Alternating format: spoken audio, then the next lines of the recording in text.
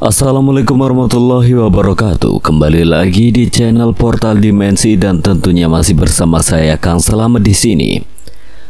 Kali ini Kang Selamat akan membawakan kisah yang berjudul Hutan Gunung Kerinci. Cerita ini ditulis oleh Alan.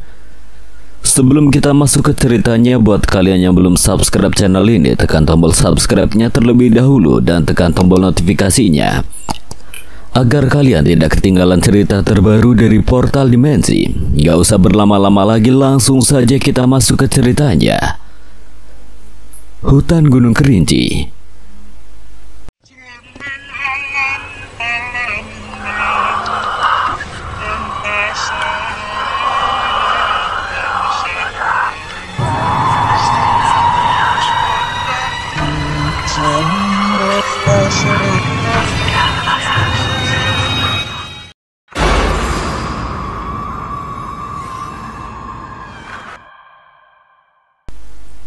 Daerah Kerinci selalu dikaitkan dengan manusia pendek dengan ciri-ciri tinggi kurang 140 cm.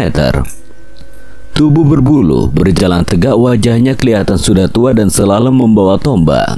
Kakinya terbalik. Sebelum mulai bercerita, kalian semua harus tahu siapa aku dan mengapa aku harus bercerita tentang ini. Baiklah, namaku Fauzan. Umurku 17 tahun.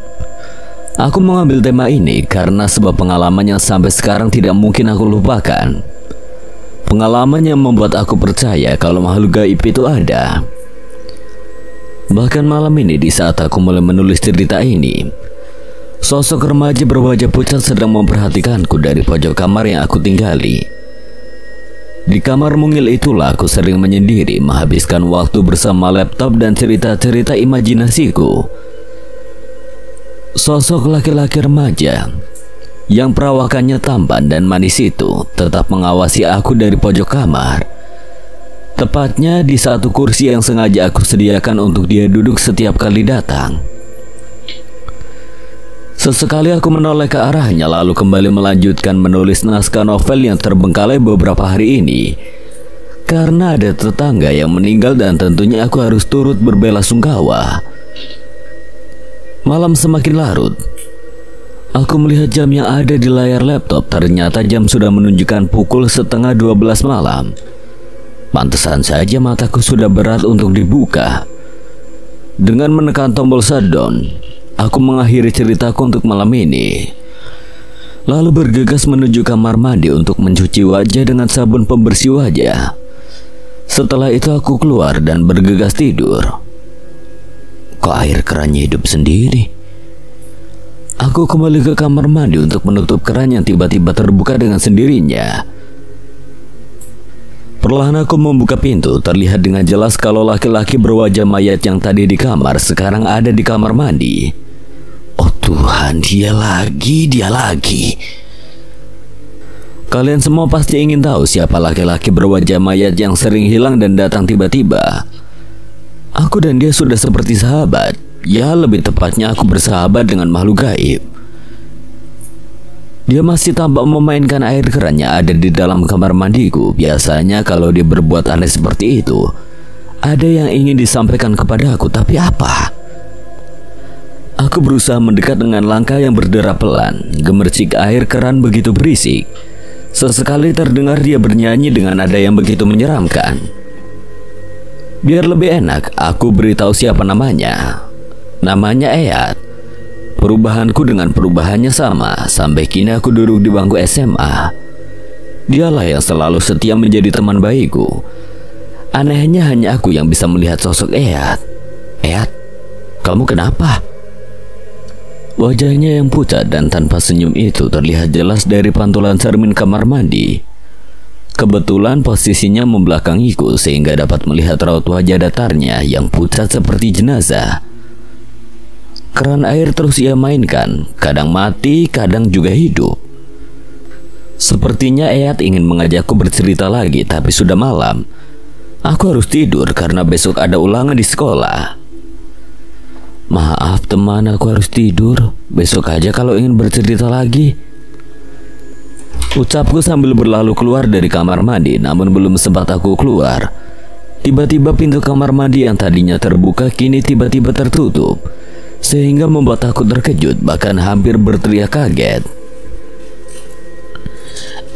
Tolong, aku sudah ngantuk, aku harus tidur. Aku besok ada ulangan di sekolah. Aku berusaha membuka pintu kamar mandi, namun ternyata pintu kamar mandi terkunci dari luar. Aku tahu ini pasti ulah Eyad. Kalau kamu gak mau buka pintunya, aku berjanji tidak mau berteman lagi. Tidak lama pintu kamar mandi sudah terbuka dengan sendirinya. Aku langsung keluar dan melihat Eyad sedang memainkan laptopku. Kamu tulis saja di situ, besok aku baca. Malam ini tolong jangan ganggu aku ya. Aku bergegas naik ke tempat tidur dan terlelap dalam malam yang sunyi mencekam. Pagi indah sudah bersinar kembali, membiaskan cahaya menghilangkan titik-titik embun yang melekat di jendela kamar. Fauzan, bangun sayang, udah pagi. Katanya kamu hari ini ada ulangan di sekolah. Ucapan ibu langsung membuatku terbangun dan menuju kamar mandi untuk membersihkan badan. Namun sebelumnya aku menjawab panggilannya terlebih dahulu. Iya bu, Fauzan udah bangun. Sambil mengambil handuk yang tergantung lalu masuk kamar mandi, aku melepas semua bajuku hingga yang tersisa hanya boxer bermotif gambar-gambar kelinci. Dinginnya pagi itu semakin terasa di saat air mulai mengenai seluruh tubuhku. Agar lebih bersih, aku selalu mandi memakai sabun. Busa sabun sudah memenuhi tubuhku hingga masuk ke dalam mata dan terasa begitu pedih. Aku meraba-raba gayung yang barusan aku letakkan di bibir bak mandi, namun kedua tanganku tidak mendapatkannya. Seingatku tadi aku meletakkan gayung di sini, kok sekarang gak ada?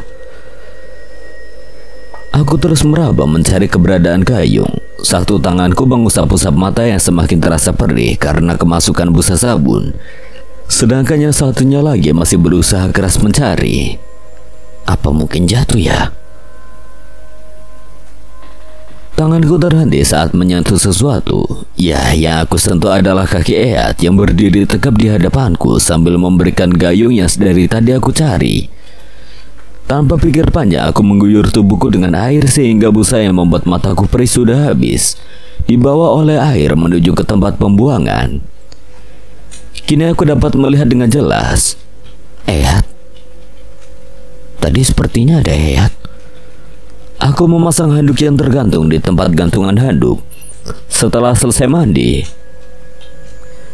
aku langsung memakai seragam putih abu-abu dan berlalu turun menemui ayah dan ibu di meja makan.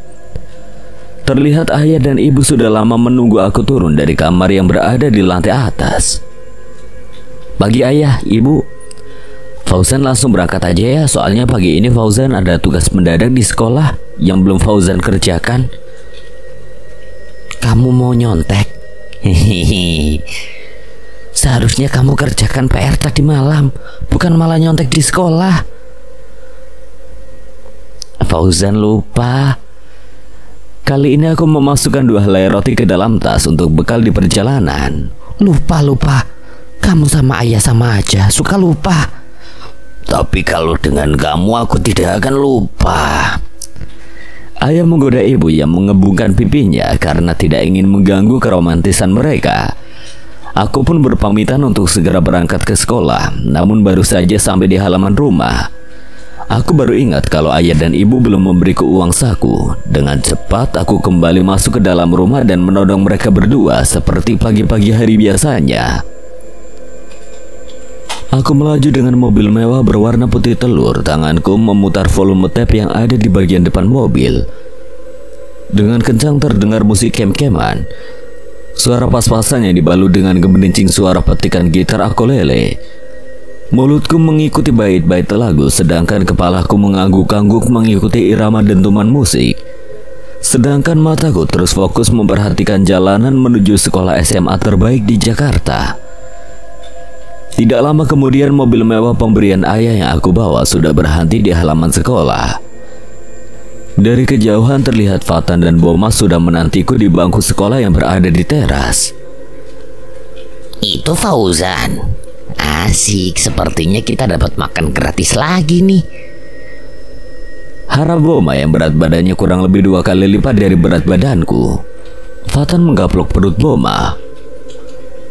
Aduh, biadab kau. Boma mengelus-elus perut gendutnya sedangkan Fatan hanya meringis bermaksud untuk meledek Boma. Boma berniat untuk membalas keusilan Fatan, namun untungnya saja aku sudah tiba di antara mereka berdua yang sedang asik mencela. Yang gendut asik mengelus-elus perutnya, sedangkan si kurus menggoyang-goyangkan kakinya dengan lincah, tak ubahnya seperti cacing kepanasan. Pagi. Kompak sepertinya kalian berdua jodoh. Idih, najis banget. Kau pikir aku juga mau? Najis 1000 kali najis. 1.000.000 najis. 100 juta najis. 1.000.000.000 dan 1.000.000.000 najis titik. Matamu lah. Perutmu lah. Fatan berlari meninggalkan Boma yang mulai terlihat emosi, sedangkan aku hanya meringis melihat tingkah mereka yang selalu saja seperti itu. Saling hina, saling puji, saling traktir, dan satu lagi saling mengasih contekan. Hehe. Kebetulan di antara kami bertiga yang paling pintar adalah si gendut alias si Boma. Woi, kalian berdua malah berantem. Sudah siap belum PR ekonomi? Belum. Apa lihat-lihat? Kau kira aku mau ngasih tahu PR ku sama kau? Tidak bakalan. Sampai kiamat pun aku ogah memberitahu. Terlihat Fatan berangsur mendekati Boma merayu agar diizinkan melihat hasil PR-nya. Boma, maafkan aku ya. Boleh tidak aku mencontek PR kamu? Tidak. Kini giliran aku yang mau minjamnya. Semoga saja aku tidak terkena imbas dari kekesalannya pada Fatan. Kalau aku pinjam boleh tidak? Boleh ini. Ups, tunggu dulu. Jangan kasih tahu dia. Boma memberi isyarat padaku agar tidak memberitahu isi dari dalam buku itu kepada Fatan. Terlihat Fatan memasang wajah ibanya. Ia berharap kalau Boma akan mencabut ucapannya tadi. Hanya Boma yang bisa menyelamatkannya dari hukuman Pak Dadang si guru killer. Dengan tidak putus semangat, Fatan kembali merayu Boma. Tidak, aku bilang tidak ya tidak. Kau paham tidak? Tapi Bom, aku memotong pembicaraan mereka berdua dengan berbisik di telinga Fatan. Tidak lama kemudian Fatan mengeluarkan bekal dari dalam tasnya. ini untuk kamu. Fatan memberikan bekalnya pada Boma yang masih menggembungkan pipinya ngambek. Beneran ini untuk aku? Tapi aku boleh lihat PR-nya kan? Boma tidak menjawab, melainkan hanya mengangguk sambil memasukkan makanan ke dalam mulutnya. Alhamdulillah. Fatan berlari ke dalam kelas menemuiku yang juga sedang menyalin PR dari buku Boma si gendut. Itulah asiknya punya teman seperti Boma, pintar dan bisa mengerjakan pelajaran dengan nilai yang bagus. Bahkan dia dapat julukan dariku juga si Fatan. Boma si otak double. Mengapa kami bilang seperti itu? Karena otaknya ada di dua tempat, di kepala dan di perut gendutnya. Setelah selesai menyalin semua apa yang ada di dalam buku PR-nya Boma, Fatan mengembalikannya kepada Boma, tapi lagi-lagi Boma dibuat kesal oleh Fatan. Makasih ya. Iya. Fatan mendekat ke arah Boma dan menyentuh perutnya sambil berkata, Pantas kamu pinter, otaknya ada 2 sih. Maksudnya? Otak kamu ada 2, satu di kepala, satu lagi ada di perut, gendut. Berdebah.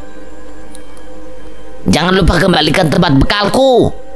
Iya, nanti sekalian aku belikan otak-otak di gerbang sekolah. Bunyi bel masuk berdering di penjuru sekolah. Semua murid berhamburan masuk ke dalam kelas, termasuk Boma. Tidak sepertiku dan Fatan yang sudah lebih awal tiba di dalam kelas. 2 jam berlalu dengan mata pelajaran ekonomi. Bosan, ngantuk, dan aneka rasa lainnya mulai mengusik hati. Namun untungnya saja bel istirahat berdering keras diikuti suara keriuh para pelajar SMA terbaik di Jakarta. Boma mengembalikan tempat bekalnya Fatan. Ini tempat bekal kamu. Kenapa masih berat? Tidak kamu makan? Otak-otak, untuk apa ini? Untuk mengisi otak kalian berdua biar tidak nyontek terus kerjaannya.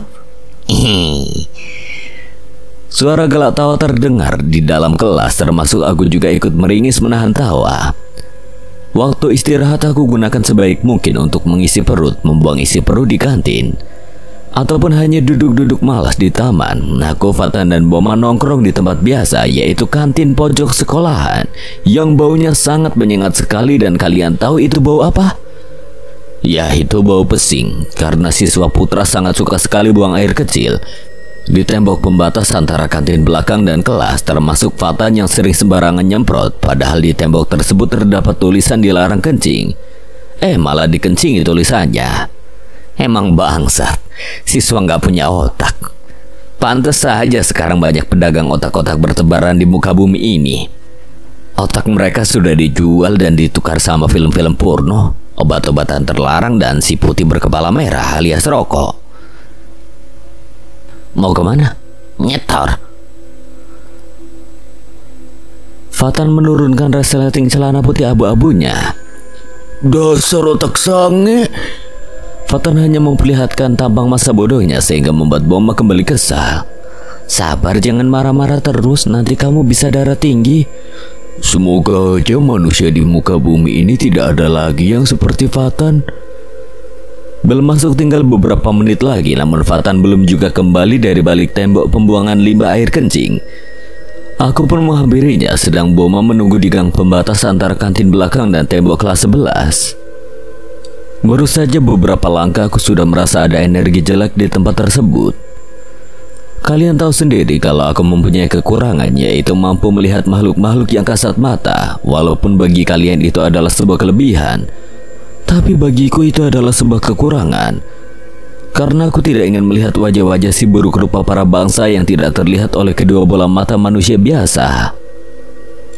Langkah kakiku terus berjalan memasuki gang kecil belakang sekolahan yang jarang sekali ada siswa yang mau ke tempat tersebut, terkecuali para siswa yang kurang kerjaan saja.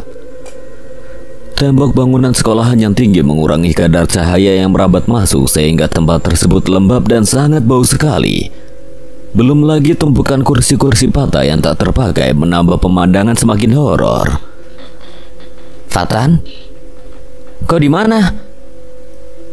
Fatan? Langkah kakiku semakin dekat dengan balik tembok yang berbau busuk. Bau pesing para berondong-berondong generasi muda yang rusak, belum lagi puntungan-puntungan rokok yang berserakan di lantai yang lembab karena air. Aku tidak ingin cari tahu itu air apa, yang jelas warnanya kecoklat-coklatan. Tatapan mataku mulai merambat ke seluruh arah, termasuk atap-atap bangunan sekolah yang penuh dengan sarang laba-laba, juga dinding yang penuh dengan lendir putih bening. Dengan tidak sengaja aku menyentuhnya. Aku arahkan tangan yang terkena cairan tadi ke hidung. Baunya tidak asing. Aku pernah mencium bau ini, tapi apa? Biadab sperma. Aku hampir muntah sejadi-jadinya. Bau anjir khas laki-laki itu membuatku hampir mengeluarkan seluruh isi perut. Andaikan tembok ini bisa bicara, mungkin dia akan meminta pertanggungjawaban kepada orang yang sudah menodainya. Kembali aku melanjutkan mencari Fatan di tempat tersebut, tapi tidak ada siapa-siapa di sana. Namun, tunggu dulu. Aku sepertinya mendengar suara dari balik tumpukan kursi-kursi rusak itu. Suara apa? Karena penasaran, akhirnya aku pun mendekat ke balik-balik kursi rusak. Tidak ada siapa-siapa. Namun ketika aku berdiri, ada seseorang yang menyentuh pundakku hingga aku terperanjat kaget. Fatan! Aku kira tadi setan. Aku mengelus dada yang masih berdebaran. Fatan hanya diam, tidak berkata apa-apa. Tatapan matanya kosong, tidak seperti Fatan yang aku kenal. Dia berjalan keluar dari tempat kotor tersebut. Aku pun mengikutinya dari arah belakang. Di sana terlihat Boma sedang memainkan kamera handphone. Dasar gendut suka selfie. Dari kamera handphone, Boma dapat melihat kehadiranku juga Fatan. Namun di saat Boma hendak mematikan kamera handphonenya, sosok Fatan tidak terlihat mata. Karena penasaran, Boma mencoba menghidupkan kameranya sekali lagi, dan sosok yang menyeramkan terlihat jelas di kamera handphone Boma. Ia berteriak sambil berlari meninggalkan aku dan Fatan. Woi gendut! Malah lari dia. Sebenarnya aku juga merasa ada yang aneh dengan sosok Fatan, tidak seperti biasanya. Dia diam, belum lagi di saat Boma lari secara tiba-tiba. Dengan bergidik takut, perlahan aku menyentuh pundak Fatan. Secepat kilat wajah tampannya Fatan tiba-tiba berubah hancur, berlumur darah, dan satu lagi yang menjijikan, yaitu belatung yang berjatuhan dari wajahnya.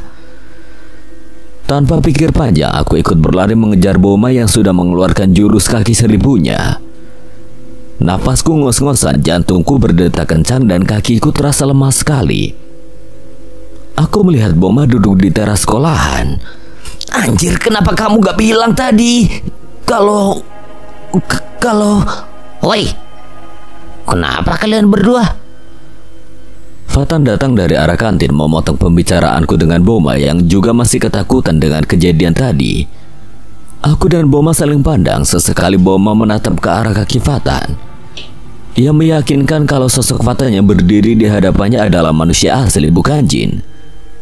Begitu juga aku, perlahan aku tatapi wajahnya dengan begitu teliti. Tidak rusak. Tidak ada belatungnya. Fatan yang berdiri di hadapan kami terbengong-bengong, tidak paham dengan apa yang aku dan Boma lakukan. Woi, kalian berdua ada apa sih? Seperti habis melihat hantu aja. Aku dan Boma kembali saling pandang, kemudian meringis datar agar Fatan tidak mengetahui perihal yang kami alami tadi. Waktu itu berlalu meninggalkan semua apa yang dilewatinya, tanpa terkecuali hanya waktu yang seegois itu. Dia tidak mau tahu apa yang malas bergerak. Baginya perubahan adalah sesuatu yang bisa mengikutinya hingga batas akhir waktu berputar. Bel pulang berdering keras disertai sorak riah para siswa bandel yang sudah merindukan rumah atau bahkan rindu bermain, seperti aku, Boma, dan Fatan saat ini. Kami bertiga tidak langsung pulang, melainkan berkeliling dan menuju tempat tongkrongan. Mobil yang kami naiki melaju begitu kencang sekali menerobos ibu kota Jakarta. Kebetulan Jakarta tidak macet, apalagi wilayah Palmerah. Tapi sama saja. Macet juga, baru juga dipuji. Dasar ibu kota yang keras. Nyesel aku memujinya. Brengsek, macet lagi. Fatan membanting pukulannya di atas setir. Aku sedikit melengos ke arah jalan, sedangkan Boma duduk di belakang, asik mengunyah makanan ringan yang dibelinya tadi di sekolahan. Sabar saja, seperti tidak tahu ibu kota kamu ini. Andai bisa aku ganti ibu kota ini dengan ibuku, maka akan aku ganti aja biar tidak macet. Mengapa harus ibumu? Karena ibuku tidak sekejam ibu kota Jakarta. Jawaban Fatan membuat aku dan Boma tertawa ngakak di dalam mobil yang dikendalikan oleh Fatan. Macet di persimpangan Selipi Jaya sudah sedikit berkurang, syukurlah. Hari itu setelah puas bermain, kami pulang ke rumah masing-masing tepat pukul 7 malam. Mobil yang aku naiki sudah memasuki gerbang rumah mewah milik kedua orang tuaku. Tapi di saat aku hendak turun dari mobil, mataku melihat ada selembaran kertas yang tergeletak di atas kursi belakang, tempat di mana Boma tadi duduk. Apa itu?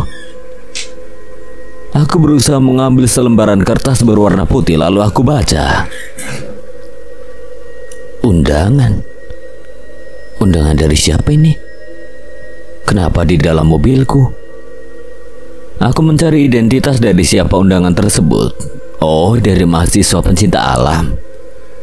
Sepertinya asik juga nih. Lagi pula kan acaranya bertepatan dengan libur semester. Aku berlalu keluar mobil. Malam itu aku terlelap dengan ditemani alunan lagu yang tidak tahu siapa penciptanya. Pagi membangunkanku dengan sejuknya. Mama dan ayah seperti biasa sudah menungguku di meja makan untuk menikmati nasi goreng buatan mama yang lezat.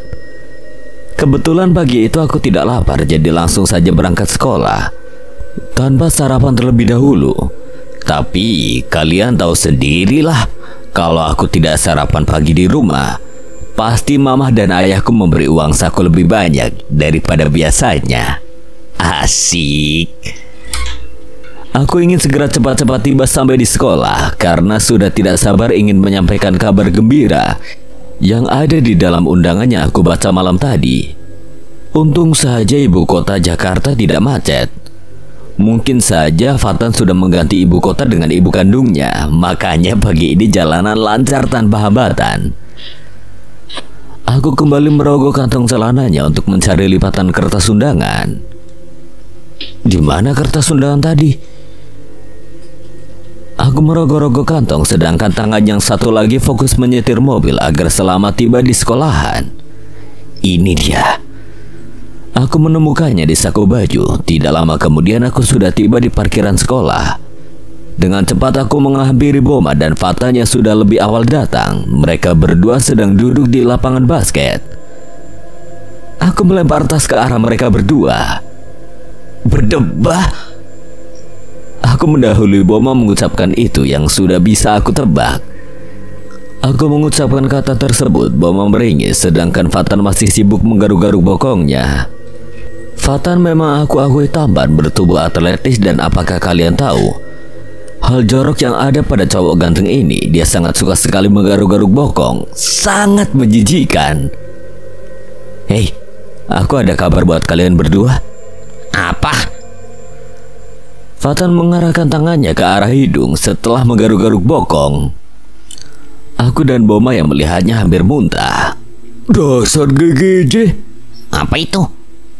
Ganteng-ganteng jorok. Boma melempar kulit kacang ke arah Fatan. Fatan kembali meringis. Oh ya Fauzan, tadi katanya kamu ada berita baik. Apa itu? Ini, baca. Aku menyodorkan selembaran kertas ke arah Fatan. Boma penasaran. Dia ikut serta membacanya. Setelah membaca sampai selesai, Fatan bersorak bahagia. Asik, kita liburan lagi. Fauzan, ini benar. Ya bener lah. Bagaimana? Kalian mau ikut kan? Hutan Gunung Kerinci. Sepertinya jauh sekali. Gak apa-apa, sekali-kali kita berkunjung ke daerah Jambi. Kalian udah pernah ke Jambi belum? Belum. Ya udah, kalau seperti itu apa salahnya kita ke Jambi? Lagi pula kan undangan ini bertepatan dengan libur semester, jadi tidak mengganggu sekolah. Benar juga sih, kalau begitu aku ikut. Kalau kamu? Kalau aku sepertinya... Ayolah. Aku memaksa Boma, begitu juga dengan Fatan. Dia ikut membantuku membujuk Boma agar pergi liburan bersama kami. Iya Boma, aku yakin pasti di sana sangat seru banget. Oke deh, aku ikut. Nah, begitu dong, baru namanya temen. Di dalam undangan itu setiap peserta diharuskan berjumlah 5 orang dan kami baru bertiga, jadi kurang personilnya. Tidak mau gagal, aku pun mencari 2 orang lagi yang ingin ikut serta berlibur ke Gunung Kerinci. Sepulang sekolah, aku menemui Sonia bertujuan mengajak dirinya agar mau ikut liburan bersama kami. Ya, walaupun perempuan, Sonia sedikit tomboy, tidak ada kata takut di dalam kamusnya. Aku dan Sonia sudah kenal lama semenjak SMP, hanya teman tidak lebih. Aku akui dia cantik, seksi, pintar, dan bisa jaga diri.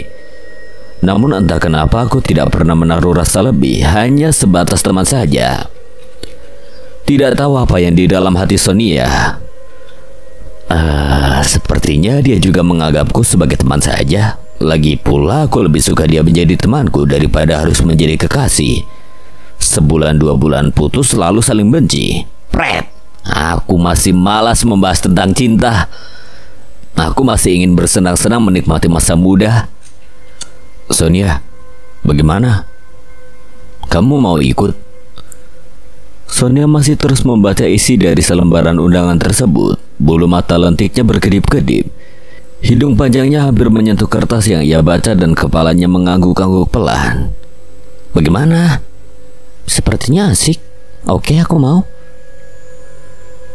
Sonia memberikan kertas undangan tadi kepadaku. Sudah 4 orang, tinggal 1 orang lagi. Tapi siapa? Fatan kurang enak badan sepulang dari sekolah. Dia langsung pulang ke rumah, badannya lemas, berkeringat dingin. Mungkin saja dia terlalu banyak begadang. Di depan pintu rumahnya disambut oleh wanita cantik berkulit bersih, rambut ikal sepanjang pinggang. Alis mata yang alami membuat semakin cantik gadis kecil berusia 16 tahun itu. Kakak sakit. Fatan hanya mengangguk. Ya udah kalau begitu Murni antar kakak ke kamar. Tidak usah deh, kakak bisa sendiri. Kakak yakin? Fatan hanya mengangguk sambil berlalu menaiki anak tangga menuju kamarnya. Murni adalah adik bungsu Fatan, cantik tapi tidak jorok seperti kakaknya. Aku pernah berjumpa dengannya satu kali sewaktu Fatan mengajakku untuk bermalam di rumahnya. Setelah itu aku tidak pernah lagi berjumpa dengannya. Waktu terus berlalu meninggalkan dia yang berlambat-lambat. Tidak ada yang lolos dari kejaran waktu. Semua akan tertinggal dan tergilas oleh kenangan. Waktu keberangkatan kami tinggal seminggu lagi, jadi mau tidak mau kami harus mempersiapkan segalanya dari sekarang. Malam ini kumpul di rumah Fatannya untuk membahas perihal rencana kita. Aku mengirim pesan suara ke Boma, Sonia, dan Fatan.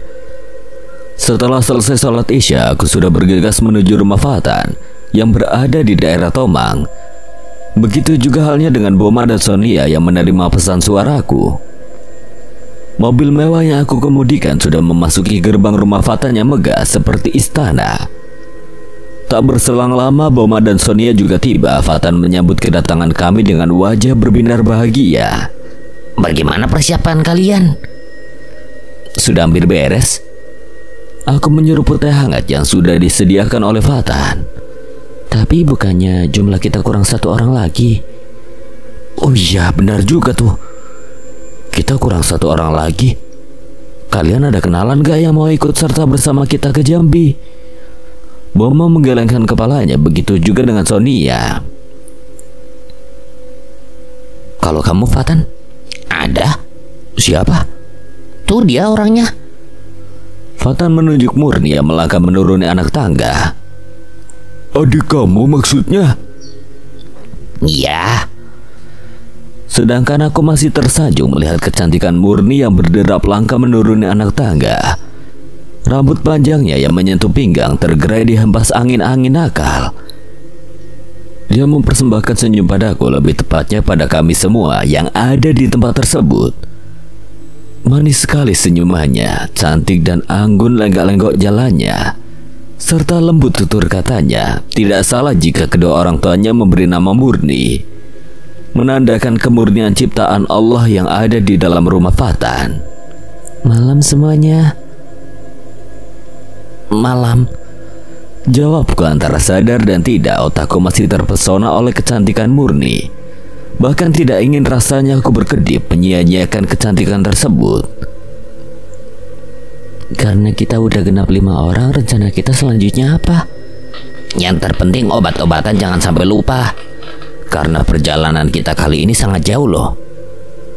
Jangan lupa juga stok makanan untuk di perjalanan. Terus kalau kamu bagaimana? Ucap Sonia padaku yang masih terperangah melihat wajah Murni yang cantik jelita. Woi Fauzan, ditanya juga diam aja. Apa tadi? Kata Fatan, kamu kapan melamar adiknya? Bahkan dengan pedenya aku menjawab, secepatnya, karena lebih cepat lebih baik. Sonia, Murni, dan Boma meringis menahan tawa, sedangkan Fatan melempar bantal kursi ke arah wajahku. Kampret, aku nanya apa, kamu jawab apa? Gak nyambung. Maksudnya? Aku nanya apa lagi yang perlu dipersiapkan. Penjelasan Fatan membuatku jadi malu, apalagi di sana ada Murni yang juga mendengar ucapanku barusan. Yang perlu dipersiapkan? Aku terbata-bata sambil menggaruk-garuk rambut padahal tidak gatal. Mie instan, ya. Kita perlu makanan instan, apalagi perjalanan kita jauh ke tengah hutan Gunung Kerinci di Jambi. Tunggu dulu deh. Bukannya di sana itu ada perkampungan Bunian? Bunian itu apa? Makhluk tak kasat mata alias setan. Zaman sekarang kamu masih percaya dengan hal seperti itu? Kalau aku sih tidak percaya, itu hanya cerita-cerita orang kurang kerjaan aja sih. Fatan, kamu tidak boleh takabur atau sombong. Aku tidak sombong lagian kan.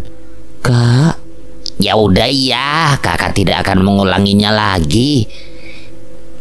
Iya kakak, kamu tadi cuma bercanda aja. Aku berusaha mencari kesempatan dalam kesempitan, berusaha merangkul Murni seperti yang dilakukan oleh Fatan. Enak aja kamu pegang-pegang. Berani menyentuh adik saya berarti kamu siap kena ini.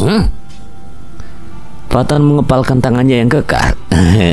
Iya maaf. Malam tidak akan membiarkan mata tetap terbelalak. Setelah selesai berdiskusi untuk persiapan ke hutan Gunung Kerinci Jambi, aku mengantarkan Sonia pulang. Tidak aman jika harus membiarkan wanita seorang diri di malam hari yang begitu larut. Di dalam mobil mewah milikku, Sonia duduk di kursi depan sambil memainkan handphonenya, sedangkan aku tetap fokus untuk mengemudikan mobil. Fauzan? Apa? Bagaimana kalau yang dikatakan Mama tadi benar? Tentang Bunian? Iya. Yang namanya makhluk kasat mata itu ada. Kita tidak perlu takut dengan mereka. Kalau kita tidak mengganggu mereka, mereka juga tidak akan mengusik kita. Kita kan tidak tahu bagaimana sifat makhluk kasat mata itu. Apa dia baik atau sebaliknya mereka ingin. Aku mengerem mendadak. Ada apa Fauzan? Aku masih tidak percaya dengan apa yang telah aku lihat barusan. Segerombolan orang sedang berjalan melintasi zebra cross. Kira-kira ada 10 orangan, tapi siapa mereka? Sebagian dari yang wanita memakai kebaya dan selendang yang menutupi separuh rambut mereka. Sedangkan yang pria berjalan dengan sedikit pincang. Ada apa sih? Mereka ini siapa ya malam-malam begini masih berkeliaran? Mana, aku tidak melihat siapa-siapa. Itu mereka yang sedang melintasi zebra cross. Sonia masih tidak melihat apa-apa di tempat tersebut, hanya garis putih zebra cross yang membentang membelah jalan. Fauzan, aku tidak melihat apa-apa, sungguh. Kali ini aku dan Sonia dibuat merinding. Tanpa pikir panjang aku langsung menancap gas, meninggalkan mereka yang aku lihat tadi. Mataku mencuri-curi pandang ke belakang melalui kaca spion, dan betapa terkejutnya aku di saat melihat kaki-kaki mereka yang posisinya tidak wajar. Terbalik, jari jemarinya di belakang dan tumit berada di bagian depan. Oh Tuhan, apa yang barusan aku lihat? Aku sengaja tidak memberitahu apa yang aku lihat tadi kepada Sonia. Aku tidak ingin dia takut dan akhirnya membatalkan diri untuk tidak ikut ke hutan Gunung Kerinci. Mobil yang kami naiki sudah berhenti di gerbang kos-kosannya Sonia. Dia turun dan aku kembali ngebut agar segera tiba sampai di rumah. Tanganku menekan tombol play di tab. Terdengar seseorang sedang membawakan acara di salah satu stasiun radio yang fenomenal di Jakarta. Kisah mistis lain adalah lenyapnya korban kecelakaan sepeda motor. Seorang saksi melihat motor itu melaju kencang di jalanan aspal. Tiba-tiba saja menghantam rumpun bambu yang ada di tempat tersebut. Anehnya motor tersebut tidak mengalami kerusakan apapun, termasuk goresan-goresan pada catnya. Tapi ketika penduduk mencari pengendaranya, tidak ada satupun yang berhasil menemukan. Usaha pencarian selama sehari pun tidak membawakan hasil. Bahkan hari berikutnya pengendara itu tetap menghilang. Baru pada hari ketiga, mayatnya ditemukan mengapung di sungai beberapa kilometer dari tebing tersebut. Selain jauh dari lokasi kecelakaan, pada hari sebelumnya di tempat itu sudah dilakukan pencarian. Dan apakah kalian tahu apa makhluk kasat mata yang telah membuat pengemudi itu? Aku memindah channel siaran radio. Suara gemeresek membuat bulu kuduk merinding. Ditambah lagi ketika mendengar cerita mistis yang dibawakan oleh penyiar wanita. Suaranya begitu mendayu-dayu bernotasi sehingga seperti kejadian nyata di depan mata. Tanganku masih menekan-nekan tombol untuk mencari siaran yang lainnya. Suara gemeres sekilang. Terdengar sekarang suara lagu Minang Lawas yang suaranya meliuk-liuk menyeramkan. Mobil yang aku naiki sudah memasuki pintu gerbang rumah. Terlihat Kang Asep membukakan aku gerbang. Dari bibirnya terlihat senyum ramah, walaupun terlihat matanya sayu, menahan kantuk yang sangat-sangat. "Terima kasih, Kang." Kang Asep hanya mengangguk dan tersenyum ramah. Setelah mobil terparkir di garasi, aku langsung naik ke atas. Mataku melirik ke arah jarum jam yang ada di dinding ruang tengah. Jam 2 dini hari. Ayah dan mama sudah terlelap dalam tidurnya. Aku langsung saja ke kamar. Aku melemparkan tas dan kunci ke atas meja belajar. Setelah itu tanganku mulai sibuk melucuti pakaiannya aku gunakan satu persatu. Hingga yang melekat di badanku hanya boxer coklat bermotif kelinci yang ukurannya hanya sejengkal dari alat pribadiku. Tidak bisa tidur dalam keadaan belum mandi, aku pun mengambil handuk yang tersangkut. Lalu masuk ke dalam kamar mandi. Tanganku dengan lincah menggosok seluruh tubuh, memainkan busa sabun. Tidak lama kemudian aku sudah kembali keluar dari kamar mandi dalam keadaan segar. Aku segera merebahkan tubuhku di kasur empuk. Namun tiba-tiba mataku melihat sesuatu yang janggal di atas meja belajar. Bukannya tadi laptopnya mati, kenapa sekarang hidup? Aku berjalan mendekati ke arah laptop. Ini pasti ulah Eyat. Aku memperhatikan layar laptop. Di sana terdapat sebuah tulisan yang tidak tahu siapa yang mengetiknya. Mataku dengan hikmat membaca beberapa kalimat yang tertulis di layar laptop. Urungkan niatmu untuk pergi ke hutan Gunung Kerinci, karena di sana sudah ada yang menanti kedatangan kalian. Ini pasti ulah Eyat. Untuk kali ini aku mohon jangan halangi aku untuk berbuat sesukaku. Pintaku pada Eyat yang berdiri kaku di balik hordeng putih. Dia tidak bergerak sedikit pun. Aku hanya berdecap lalu kembali memutuskan untuk merebahkan tubuh dan tertidur pulas dalam balutan sunyinya malam. Rasanya baru saja aku memejamkan mata, matahari pagi sudah masuk merambat mengenai wajahku. Kebetulan hari ini adalah hari libur nasional, jadi aku dapat bermalas-malasan di atas kasur dan di dalam selimut. Aku menguap, menggolet, meregangkan semua tulang-tulang. Aku bangun dari tempat tidur menuju jendela. Aku membuka jendela tersebut dengan cepat. Hangatnya mentari pagi masuk mengenai tubuhku. Aku menggoyang-goyangkan tubuh, push up dan olahraga kecil. Itu kebiasaanku di setiap pagi. Hingga kalian semua dapat melihat hasilnya. Tubuhku berbentuk, walaupun tidak sebagus bentuk tubuh Fatan, sang idola cewek-cewek bego.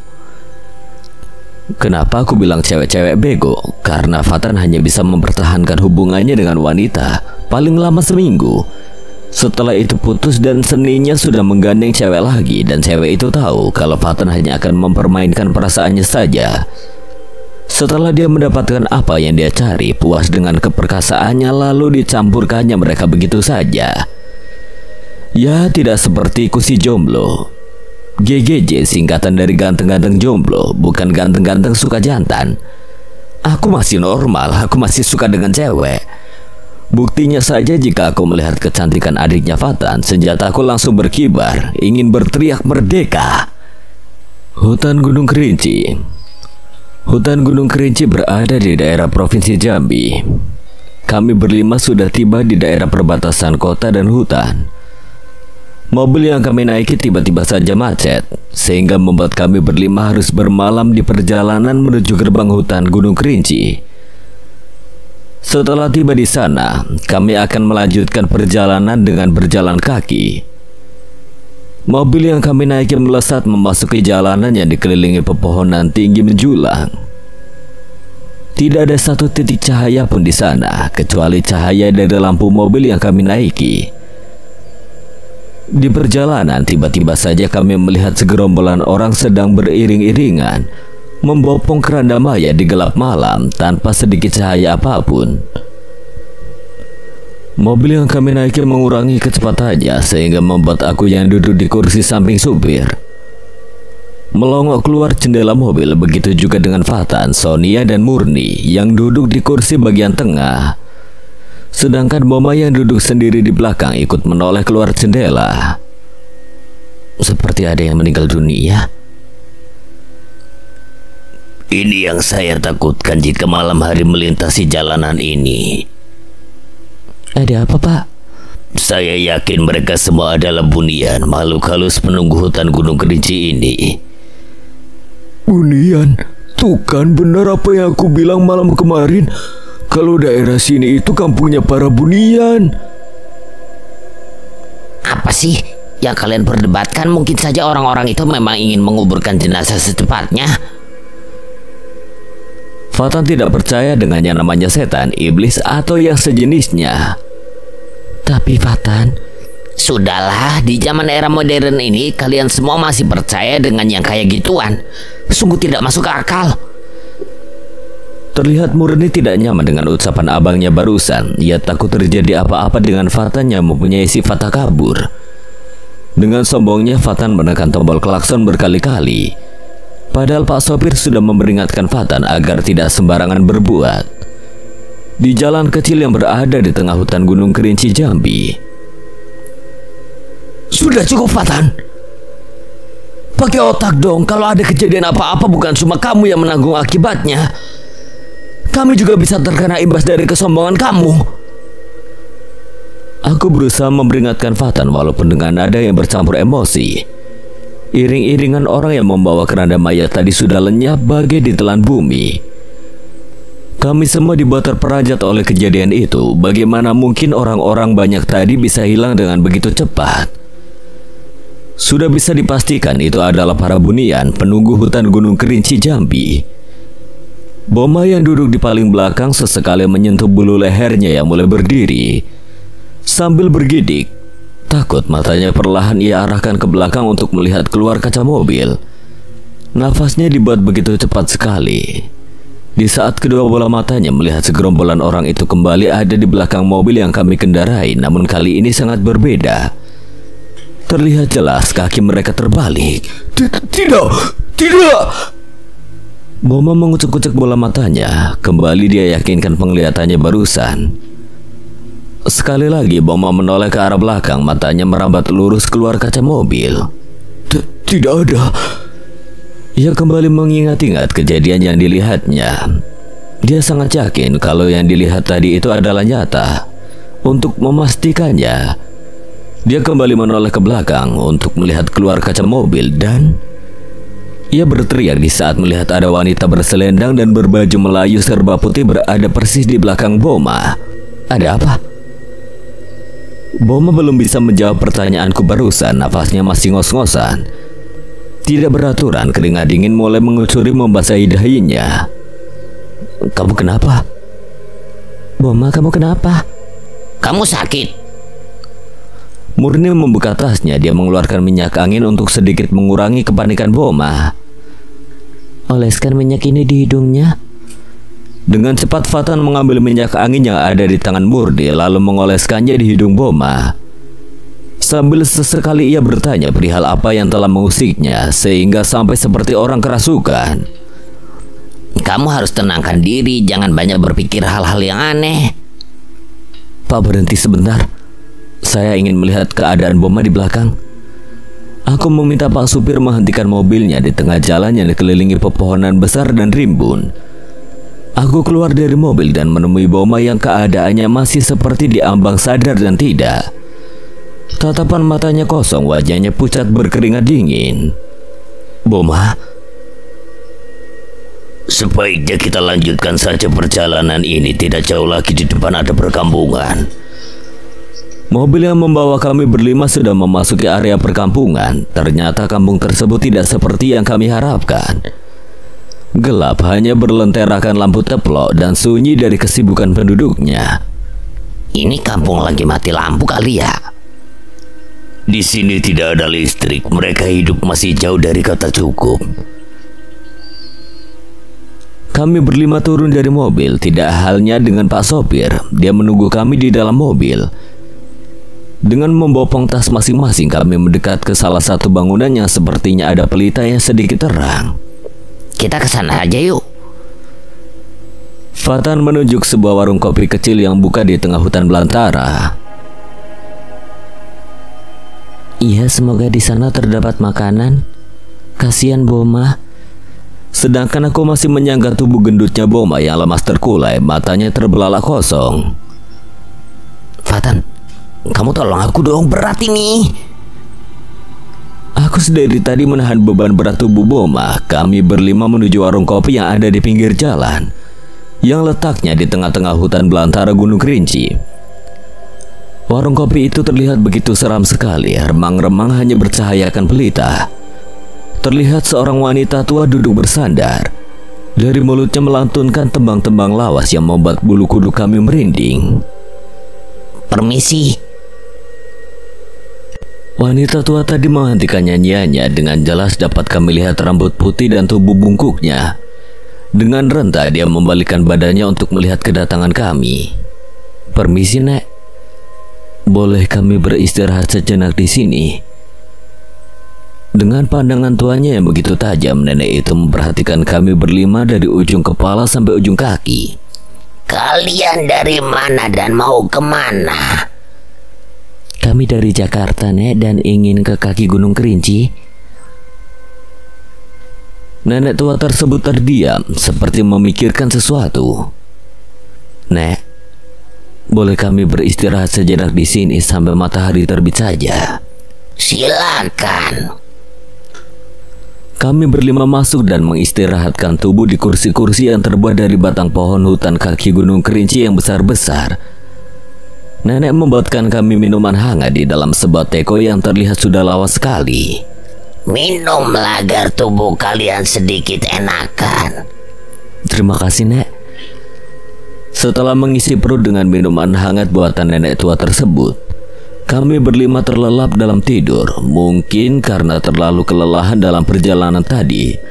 Bangun-bangun matahari sudah menyinari separuh dari bumi. Murni dan Sonia sudah terbangun lebih dulu dibanding dengan aku, Fatan dan Boma. Mereka berdua membantu nenek untuk beres-beres warung kopinya. Setelah itu barulah membangunkan aku, Fatan dan Boma. Bangun, nih. Aku dan Boma terbangun, namun tidak dengan halnya Fatan. Dia masih terlelap dalam dengkur kerasnya. Fatan, bangun, udah siang. Ucap Sonia dengan nada yang lebih keras lagi. Namun kali ini ia sambil menggoyang-goyangkan tubuh kekarnya Fatan. Fatan, bangun, udah siang. Namun kali ini tubuh mungil Sonia ditarik oleh Fatan, sehingga posisi mereka berdua hampir saling bertimbahan. Kecantikan wajah Sonia bisa terlihat jelas dari dekat. Rambut panjangnya yang tergerai menutupi telinga putihnya. Fatan seperti melihat bidadari di pagi yang indah. Ternyata kamu cantik. Sonia yang dari tadi juga terkesima melihat ketampanan wajah Fatan yang baru saja terbangun dari tidur. Dia tersadar di saat tangan Fatan mulai meraba menyikap rambut panjangnya ke salah telinga. Iya, lepaskan aku. Sonia memberontak keras dari cengkeraman tangan kekarnya Fatan. Maaf. Mata kamu ada beleknya tuh. Mana? Sudah hilang kan? Fatan menarik wajah Sonia dan bercermin di bola matanya yang begitu jernih. Tidak ada tuh, kamu bohong ya? Namun kali ini dia kembali dibuat salah tingkah oleh kecantikan wajah Sonia. Terdengar suara deheman nenek yang membawa seteko air hangat. Dengan cepat Fatan melepaskan tangannya dari pipi Sonia. Minumlah air hangat ini agar tubuh kalian sedikit bertenaga. Ini air jahe merah yang sudah diracik dengan bahan-bahan alam lainnya. Terima kasih, Nek. Maaf kami sudah merepotkan. Tamu itu raja yang harus dimuliakan. Setelah menyeruput beberapa seruputan, nenek bertanya pada kami. Kalian ini sebenarnya mau apa ke hutan Gunung Kerinci? Kami berlima saling pandang. Kami ingin liburan saja, Nek. Kebetulan di kaki Gunung Kerinci katanya ada sebuah acara. Acara apa? Acara hiburan, Nek? Setahu saya tidak akan ada acara apa-apa di daerah sini, nak. Kalau ada itu hanya acaranya para bunian. Bunian? Jadi benar Nek kalau di sini di hutan Gunung Kerinci tempatnya para bunian? Iya, tapi kalian jangan takut. Mereka tidak akan mengganggu kalau tidak diganggu terlebih dahulu. Mereka adalah penghuni asli alam gaib di hutan Gunung Kerinci ini. Saya sarankan agar kalian berlima jangan ada yang membuka baju saat mandi di danau yang ada di hutan ini. Tapi kenapa, Nek? Turutin saja jika kalian tidak ingin diganggu oleh para bunian. Setelah kami rasa badan kembali pulih, kami pun memutuskan untuk melanjutkan perjalanan ke bawah kaki Gunung Kerinci. Mobil yang akan mengantarkan kami ternyata sudah tidak ada di tempat semula. Dengan itu akhirnya kami berlima berjalan kaki menelusuri jalanan yang dikelilingi oleh pohon-pohon yang besar. Kita jalan kaki? Tidak ada jalan pintas lagi, mau tidak mau kita harus berjalan kaki agar segera sampai di Gunung Kerinci. Kita jangan terlalu ngoyo. Jika badan sudah terasa capek, kita istirahat saja dulu. Kami berlima berjalan kaki sudah hampir 2 jam, kami belum juga sampai di lokasi. Akhirnya kami pun memutuskan untuk sejenak beristirahat. Kita istirahat saja sejenak. Sepertinya perjalanan kita masih jauh. Aku ngos-ngosan terduduk di atas hamparan tanah-tanah yang dipenuhi daun-daun tua. Aku haus. Persediaan air minum kita sudah menipis. Mau tidak mau, aku harus mencari sumber air di dekat sini. Aku temani. Kalian berdua hati-hati. Fatan dan Sonia berjalan memasuki hutan Gunung Kerinci dengan harapan bisa menemukan sumber air yang bisa dibuat minum. Baru setengah perjalanan mereka sudah menemukan danau yang berair begitu jernih sekali. Kamu lihat, itu di sana ada danau. Fatan berjalan lebih cepat menuruni tebing-tebing agar segera sampai di bibir danau tersebut. Fatan, ingat kita kesini untuk mencari air untuk minum saja. Setelah itu kita kembali lagi. Iya, santai aja, jangan panik. Hal yang ditakutkan oleh Sonia kini terjadi. Tanpa pikir panjang, Fatan yang tadi berlari-lari kecil menuruni tebing kini sampai di bibir danau tersebut dan membuka bajunya lalu Fatan terjun ke dalam danau yang airnya begitu menggoda.